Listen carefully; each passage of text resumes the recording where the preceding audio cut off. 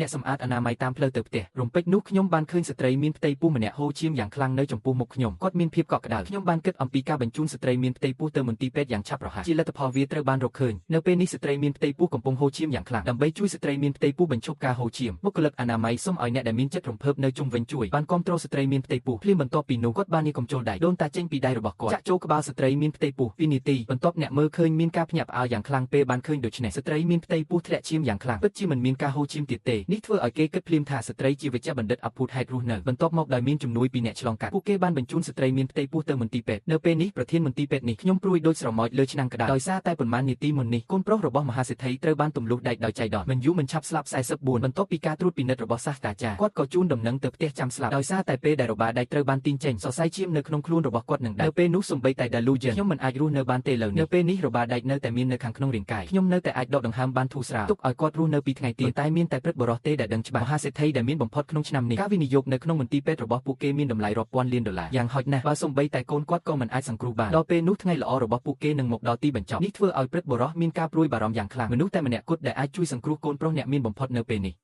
មានតែបណ្ឌិតវេទេប៉ុន្តែចាប់តាំងពីវិជ្ជាបណ្ឌិតអភូតហេតុមកនាងតែងតែឃើញការចាប់ផ្ដើមប៉ុន្តែមិនមែនទីបញ្ចប់ទេរកមិនឃើញតតែសោះស្មានមិនដល់នេះជាស្ត្រីមានផ្ទៃពោះទើបត្រូវបានស្ត្រីម្នាក់ចាក់មជុលវិទ្យាសាស្ត្រទើបតែឆ្លងកាត់ពួកគេព្រឹទ្ធបរិះក៏ទទួលស្គាល់វាភ្លាមដែរមជុលជាប់ក្បាលស្ត្រីមានផ្ទៃពោះវាជាមជុលខមេ9វេនរបស់វិជ្ជាបណ្ឌិតបេឈប់សិនតើអ្នកជំងឺនេះមកពីណា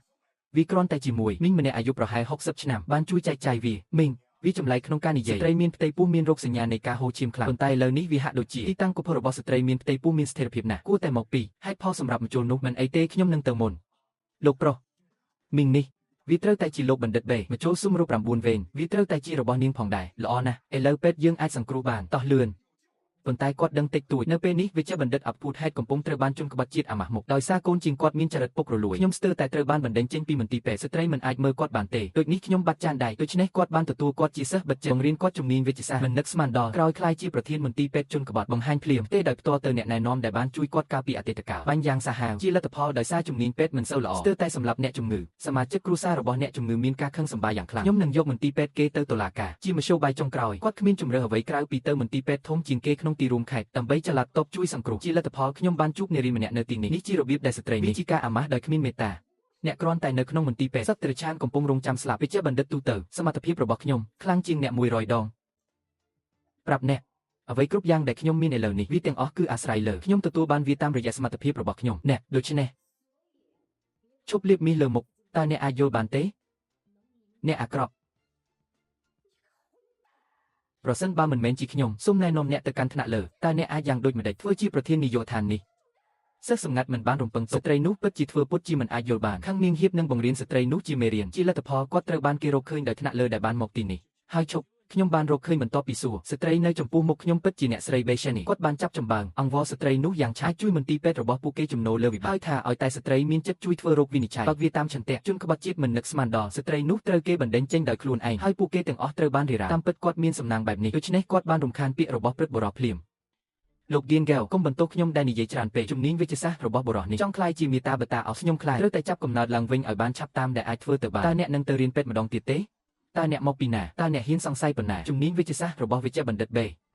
លោកឌៀនហ្គេវខ្ញុំពេទ្យស្រុកស៊ុនយឺប្រធានមន្ទីរពេទ្យសមត្ថភាពរបស់មនុស្សនេះខ្ញុំដឹងអ្វីទាំងអស់នាងគ្រាន់តែជាមន្ទីរពេទ្យរបស់យើងប៉ុណ្ណោះសត្វត្រឆានកំពុងរងចាំស្លាប់មហារាជពេញមួយជីវិតនាងត្រូវបានគេបណ្ដេញចេញពីមន្ទីរពេទ្យរបស់យើងជាយូរមកហើយអ្នកមកមន្ទីរពេទ្យយើងថ្ងៃនេះតើអ្នកនៅទីនេះដើម្បីអ្វីឌៀនហ្គេវចូលចិត្តរបស់នេះមន្ទីរពេទ្យរបស់យើងមានអ្នកជំងឺសង្គ្រោះបន្ទាន់ថ្មីនេះខ្ញុំសូមគោរពអញ្ជើញលោកសាស្ត្រាចារ្យទេទៅមើលហើយជួយមើលផងនោះហើយជាវាដូច្នេះវាហាក់ដូចជាអ្នកនាយកសនជំនាញពេទ្យក៏មិនសូវល្អដែរគាត់ថែមទាំងមកមន្ទីរពេទ្យយើងដើម្បីសុំជំនួយជាបឋមនៅពេលដែលវិជ្ជាបណ្ឌិតបេនៅមន្ទីរពេទ្យឆៃគាត់មិនដែលមកដល់ទេមន្ទីរពេទ្យរបស់យើងបានសុំជំនួយ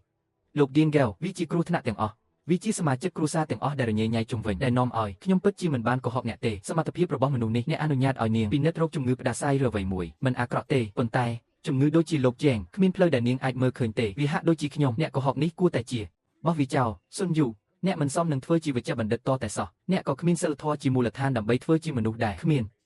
ខ្ញុំសួរអ្នកវិជ្ជាបណ្ឌិតបេតើគាត់ជាចៅហ្វាយរបស់អ្នកទេនាងក៏សមនឹងទទួលបានវាដែរនាងជាមនុស្សដែលចេះតែនិយាយការពិតជំនាញពេទ្យមិនល្អដូចខ្ញុំទេតើអ្នកមានគុណវុឌ្ឍអ្វីខ្លះដើម្បីក្លាយជាម្ចាស់របស់ខ្ញុំពិតមាត់អ្នកគ្រាន់តែមិនសមហេតុផលវិជ្ជាបណ្ឌិតបេខ្ញុំតំណាងឲ្យមន្ទីរពេទ្យខេត្តសូមចាត់វិធានការប្រសិនបើមានអ្វីកើតឡើងចំពោះលោកជែងអ្នកមានបំផុតខឹងមន្ទីរពេទ្យខេត្តមិនអាចទទួលបានការវិនិយោគទេវានៅតែជារឿងតូចមួយមន្ទីរពេទ្យខេត្តទាំងមូល ពិតមនុស្សជាច្រើនគ្មានកន្លែងទៅណាទេនេះជារឿងធំមិនអីទេ